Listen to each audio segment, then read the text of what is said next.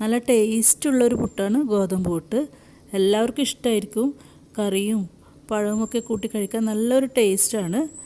പക്ഷെ പലർക്കും ഇതുണ്ടാക്കാൻ ഭയങ്കര മടിയാണ്. മടി എന്താണെന്ന് വെച്ചാൽ ചിലർക്കിത് ഉണ്ടാക്കുമ്പോൾ വെള്ളം കൂടിപ്പോയിട്ട് ചപ്പാത്തി മാവിൻ്റെ പരുവത്തിലായിപ്പോവും.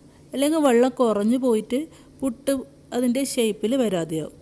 അതും അല്ലെങ്കിലോ പുട്ട് നല്ല ശരിക്ക് വരും, പക്ഷെ ഒരുപാട് സമയം കൈകൊണ്ട് കുഴച്ച് ആ ഉരുളകളൊക്കെ ഉടച്ചെടുക്കാൻ ഒരുപാട് സമയമെടുക്കും. അപ്പോൾ ഇന്നൊരു ഈസി മെത്തേഡാണ് ഞാൻ പറയാൻ പോകുന്നത്. ഒരു ബൗളിലേക്ക് 2 കപ്പ് ഗോതമ്പ് പൊടി എടുക്കാം.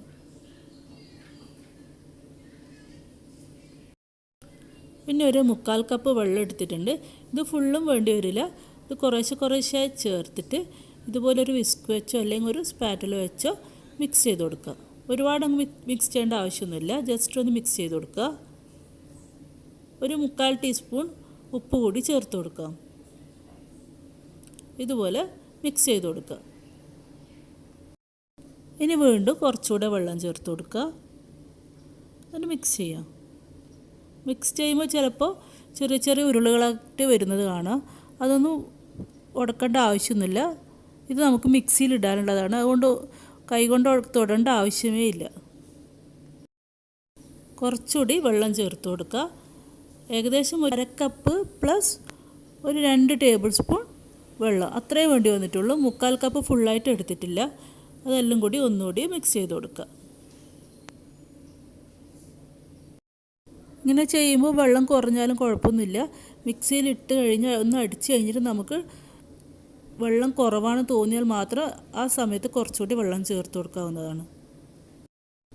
ഇനി മിക്സിയുടെ ഒരു ജാറിലേക്ക് ഇതിൻ്റെ പകുതി ഇട്ട് കൊടുക്കുന്നുണ്ട്. ഒരുപാട് ഇട്ട് കൊടുക്കരുത്, ഒരു പകുതിയോളം ഇട്ട് കൊടുക്കുക. ഇതൊന്ന് നമുക്ക് ജസ്റ്റ് ഒന്ന് പൾസിൽ വെച്ച് ഒരു 2 സെക്കൻഡ് അടിച്ചെടുക്കാം. ഒരു 2 സെക്കൻഡ് മാത്രമേ അടിച്ചിട്ടുള്ളൂ. ഒരുപാട് സമയമൊന്നും അടിക്കേണ്ട ആവശ്യമില്ല. നല്ലതുപോലെ പുട്ടിൻ്റെ മാവായിട്ടുണ്ട്. കട്ടകളൊന്നും ഇല്ലാതെ കിട്ടിയിട്ടുണ്ട്. ഇനി എന്താ വേണ്ടത് വെച്ചാൽ കയ്യിൽ കുറച്ചെടുത്തിട്ട് ഇതൊന്ന് ജസ്റ്റ് ഒന്ന് ഇങ്ങനെ ചെയ്ത് നോക്കുക. അപ്പോൾ ഇതൊരു ഷേപ്പിൽ കിട്ടുന്നുണ്ടെങ്കിൽ ഇത് നമ്മുടെ പുട്ടിൻ്റെ മാവിന് കണക്കായിട്ടുണ്ട്, വെള്ളം കണക്കാണെന്ന് മനസ്സിലാക്കുക. അഥവാ ഈ ഷേപ്പിൽ ഉരുളകളായി കിട്ടുന്നില്ലെങ്കിൽ ഒരു 2-3 ടേബിൾ സ്പൂൺ വെള്ളം കൂടി ചേർത്ത് ഒന്നുകൂടി അടിച്ചെടുത്താൽ മതി. നമ്മുടെ ഗോതമ്പ് പുട്ടിൻ്റെ മാവ് നല്ല കറക്റ്റ് പാകത്തിന് കിട്ടിയിട്ടുണ്ട്. ബാക്കിയുള്ളത് ഇതുപോലെ ചെയ്തെടുക്കാം.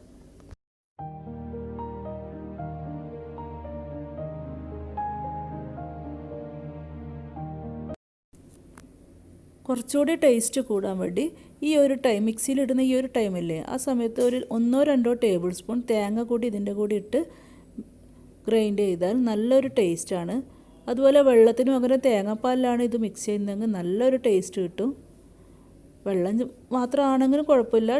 ഗോതമ്പ് പുട്ട് നല്ല ചൂടോട് കൂടി മുളക് കറിയോടൊക്കെ കഴിക്കാൻ നല്ല ടേസ്റ്റാണ്. ഇനി ഇത് സാധാ പുട്ടെല്ലാം ചുട്ടെടുക്കുന്നത് പോലെ ചുട്ടെടുക്കാം.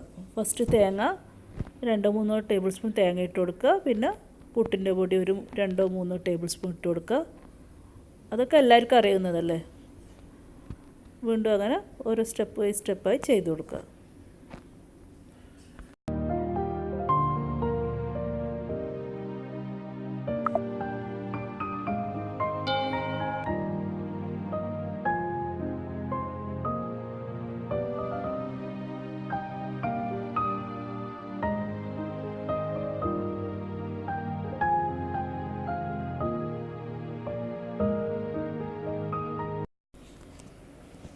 ലാസ്റ്റ് തേങ്ങയിട്ട് ക്ലോസ് ചെയ്ത് പുട്ട് പാനിയുടെ മേലെ വെച്ച് ആവി വന്നാൽ ഒരു 5 മിനിറ്റ് ചെറിയ തീയിൽ വെച്ച് വേവിച്ച് എടുക്കാവുന്നതാണ്.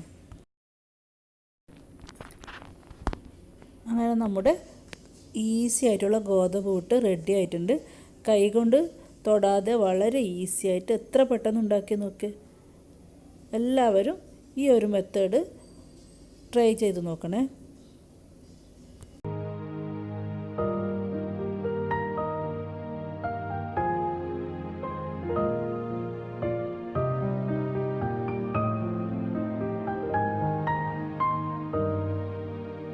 Thanks for watching.